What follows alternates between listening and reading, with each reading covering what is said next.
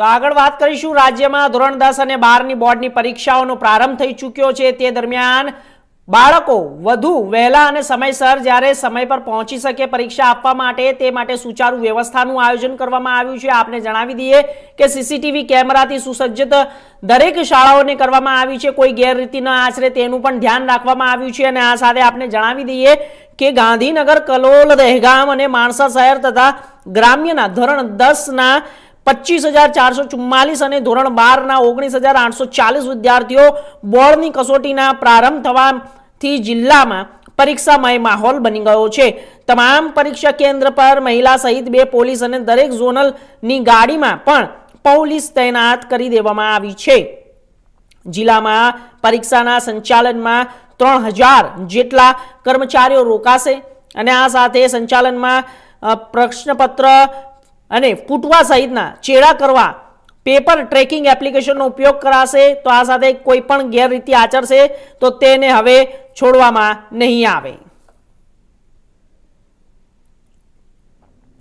તો આગળ જણાવી દઈએ કે જ્યારે જિલ્લાની અને બોર્ડની ફ્લાઇંગ સ્ક્વોડ અચાનક ત્રાટશે જો કોઈ ગેરરીતિ આચરશે તો તારીખ 26 ફેબ્રુઆરીથી 18 માર્ચ સુધી યોજાનારી બોર્ડની પરીક્ષા માટે ગાંધીનગર જિલ્લામાં ધોરણ 10ના 25,444 વિદ્યાર્થી માટે ઈસ્ટ અને વેસ્ટ ઝોનમાં 34 સેન્ટરો, 100 બિલ્ડિંગના 884 બ્લોકમાં બેઠક વ્યવસ્થાઓ કરાઈ છે।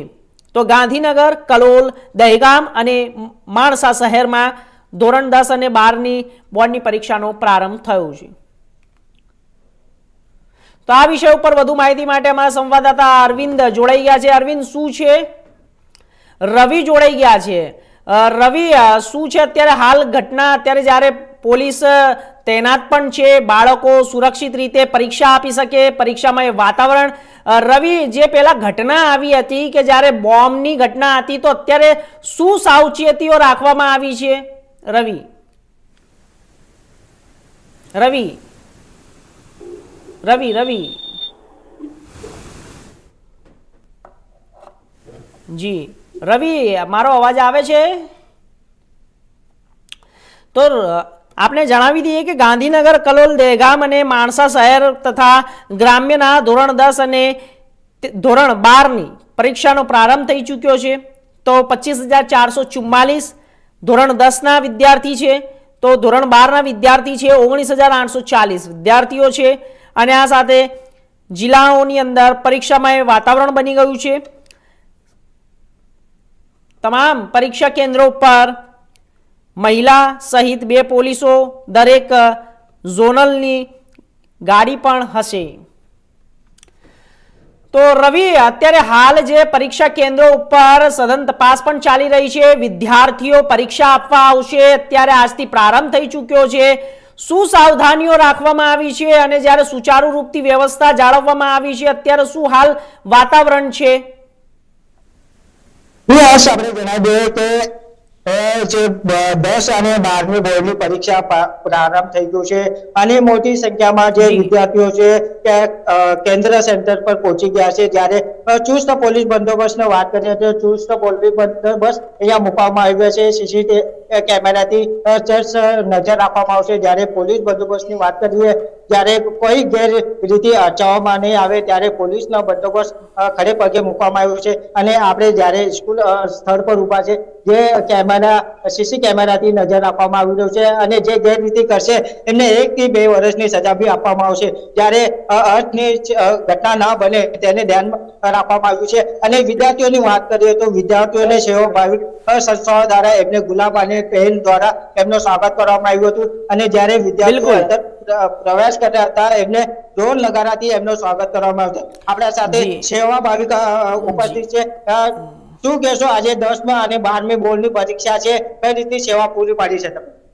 હું ડોક્ટર જિગ્નેશ પટેલ, ગુજરાત આયુર્વેદિક કાઉન્સિલ બોર્ડ મેમ્બર છું। હું સુરતના પાંડેસરા ખાતે છેલ્લા 26 વર્ષથી પ્રેક્ટિસ કરું છું।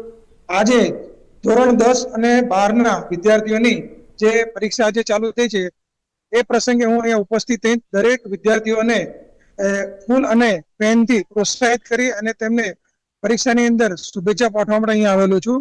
ખૂબ જ સારી રીતે લખે અને સારી રીતે પોતે પ્રગતિ કરે અને ભવિષ્યની અંદર બી ઉત્તરોત્તર સારી પ્રગતિ એ હેતુથી અહીંયા અમે એકઠા થયા છે અને આશીર્વાદ આપવા માટે અહીંયા આવે છે. જે વિદ્યાર્થીઓ જ્યારે બોર્ડની પરીક્ષા આવતા હોય અને જ્યારે બધું એમના પાસે ટેન્શન હોય કે ભાઈ પરીક્ષા કઈ રીતે આપવી પડે અને કઈ રીતના એ લોકો સ્ટડી કરતા હોય અને જ્યારે એ લોકોને માનસિક બહુ તણાવ હોય છે, કઈ રીતના એમનો મનોબળ વધારવામાં આવ્યું છે? ધોરણ 10 ના વિદ્યાર્થીઓ જ્યારથી જ પોતાનું સત્ર ચાલુ થાય છે ત્યારથી જ સુવ્યવસ્થિત રીતે પોતાની પરીક્ષાની તૈયારી કરતા હોય છે. પોતાના જાતે પણ તૈયારી કરતા હોય છે, ટ્યુશન ક્લાસ દ્વારા પણ પોતાના સ્કૂલના પ્રિન્સિપાલ ટીચરો જોડે રહીને સારી રીતે પોતે વ્યવસ્થિત તૈયારી કરીને આજે પરીક્ષા આપવા આવતા હોય છે. એટલે એમને 100% એ સારી રીતે પરીક્ષા આપશે અને ઉત્તીર્ણ અને ઉત્તરોત્તર પ્રગતિ કરશે એવા મને વિશ્વાસ છે. જે રીતે સેવા ભાવિક દ્વારા બી એમનું પ્રોત્સાહન વધારવામાં આવ્યું છે, જ્યારે વિદ્યાર્થીઓ છે જે માનસિક તણાવમાં હોય પણ એમને માનસિક તણાવ જ્યારે દૂર કરવા માટે સેવા ભાવિક સંસ્થાઓ દ્વારા એમને ગુલાબ ફૂલ અને ઢોલ નગારાથી એમનું સ્વાગત કરવામાં આવે છે.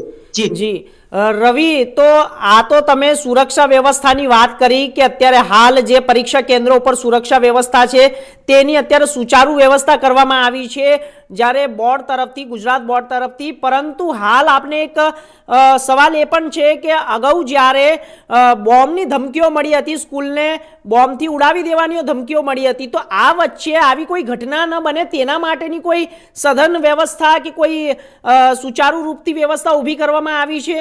અને શું છે, પોલીસનો કોઈ કાફલો તૈનાત છે, કોઈ પોલીસ કર્મચારી હાજર છે કે નથી, તેના માટેની કોઈ વ્યવસ્થા? જી હર્ષ, જે રીતે બોમ્બથી જ્યારે સ્કૂલોને ધમકી ભરા મેલ આવતા હોય છે ત્યારે ઉડાવવાની ધમકી મળતી હોય છે, ત્યારે ધ્યાનમાં રાખીને સુરત પોલીસ દ્વારા બી સખ્ત બની છે અને જેટલા સેન્ટરો છે સેન્ટરો પર પોલીસ બંદોબસ્ત મૂકવામાં આવ્યું છે અને જે સીસી કેમેરા છે એમની સખ્ત નજર રાખવામાં આવ્યું છે. ત્યારે પોલીસ બંદોબસ્તની વાત કરીએ તો આપણે પોલીસ બંદોબસ્ત અહીંયા ગોઠવવામાં આવ્યા છે અને જે પોલીસ દ્વારા સતત ચેકિંગ કરવામાં આવી રહ્યું છે. જ્યારે પોલીસની વાત કરીએ તો પોલીસ અહીંયા ખડે પગે અહીંયા ઉપસ્થિત છે, જ્યારે સુરત પોલીસ દ્વારા બી કડક નિયમોનું પાલન કરવા માટે જ્યારે સુરત પોલીસ દ્વારા એક્શન મોડમાં આવી ગયા છે. જ્યારે અનિચ્છ ઘટનાના બને અને તેને બી ધ્યાનમાં રાખીને સુરત પોલીસ દ્વારા એક કડક નિર્ણય લેવામાં આવ્યો છે. જ્યારે ગેરરીતે કોઈ આચરતા હોય એને બી સજાના પાત્ર ગણવામાં આવશે. જ્યારે જે બોમ્બ ત્યારે ધમકીઓ મળી છે તેને લઈને બી સુરત પોલીસ હવે સખ્ત એક્શન મોડમાં જોવા મળી રહેશે. જી રવિ, તો આ બંને વાતો તમે અત્યારે હાલ જણાવી કે પરીક્ષા કેન્દ્રો ઉપર કઈ રીતે વ્યવસ્થાઓ કરવામાં આવી છે જે સુચારુ રૂપથી ચાલશે અને જો કોઈ આવી ધમકી મળે તો તેને કઈ રીતે હેન્ડલ કરવું તે પણ આપણે જણાવ્યું. પરંતુ જો કોઈ વિદ્યાર્થી પરીક્ષાની અંદર મોડો આવે, કોઈ કારણોસર લેટ થઈ જાય, જ્યારે કોઈ ટ્રાફિકમાં ફસાઈ જાય, કોઈ અંગત કારણોસર, તો તેના માટેની શું વ્યવસ્થા છે? કોઈ વિકલાંગ જે વિદ્યાર્થીઓ હોય કે વિકલાંગ વિદ્યાર્થીઓને આવવામાં મોડું થઈ ગયું, કારણ કે કોઈ પણ વિદ્યાર્થી જરૂરી નથી કે બે પગે પણ વિકલાંગ હોય, તેના માટેની કોઈ વ્યવસ્થા? હા જી, જ્યારે ગુજરાત શિક્ષણ બોર્ડ દ્વારા જ્યારે એક નિર્ણય લેવાયો છે, જ્યારે વિદ્યાર્થીઓ લેટ થતા હોય કે અપંગ દિવ્યાંગ બાળકો હોય એમને સ્પેશિયલ સુવિધા આપવા માટે ગુજરાત બોર્ડ દ્વારા બી નિર્ણય લેવામાં આવ્યું છે. જ્યારે વિદ્યાર્થીઓ લેટ થતા હોય તો સુરત પોલીસ દ્વારા એક મુહિમ ચાલુ કરવામાં આવ્યું છે. જ્યારે બાળકોને જ્યારે ટ્રાફિકમાં ફસાઈ જતા હોય કે ક્યાં અટવાઈ જતા હોય એને ધ્યાનમાં રાખીને એક કોલ સેન્ટર ચાલુ કરવામાં આવ્યું હતું. જ્યારે 112 પર જ્યારે કોલ કરશો તો તાત્કાલિક ગાડી આવીને તમને જે સેન્ટર છે એ સેન્ટર પર મૂકવામાં આવશે, જેને લઈને સુરત પોલીસ દ્વારા બી તકેદારી રાખવામાં આવ્યું છે કે કોઈ બાળક પરીક્ષાથી વંચિત ન રહી જાય કે મોડું ન પહોંચે, એને બી ધ્યાનમાં રાખીને સુરત પોલીસ દ્વારા બી એક નિર્ણય લેવામાં આવ્યું હતું.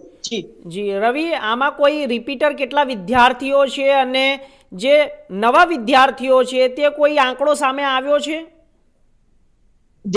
જી, ગુજરાત બોર્ડ માધ્યમિકની વાત કરીએ તો 15.17 લાખ જેટલા વિદ્યાર્થીઓ 1701 સેન્ટર પર પરીક્ષા આપવા જઈ રહ્યા છે, જેને ધ્યાનમાં રાખીને સુરત પોલીસ દ્વારા બી ચુસ્ત બંદોબસ્ત રાખવામાં આવ્યું છે અને જેને લઈને જે વિદ્યાર્થીઓ છે સંપૂર્ણ રીતે પરીક્ષા આપી શકે.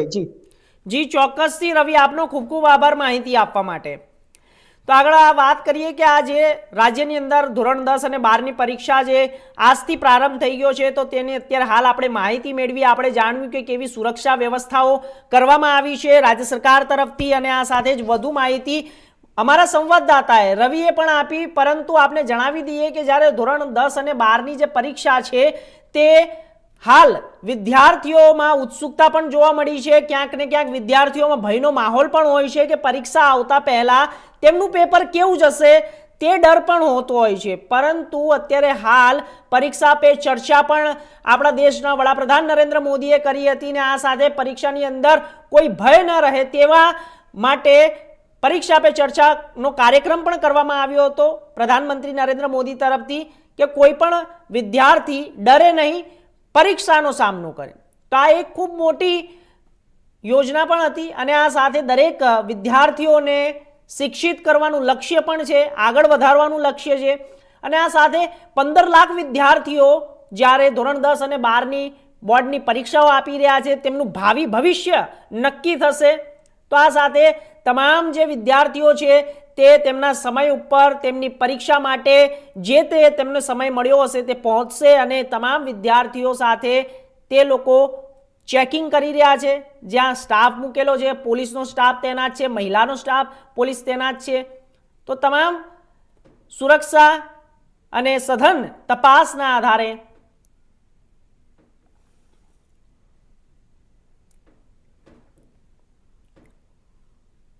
તો હાલ સમાચારોમાં બસ આટલું જ. દેશ દુનિયાના તમામ સમાચાર માટે જોતા રહો ઇન્ડિયા ન્યૂઝ ગુજરાત. નમસ્કાર.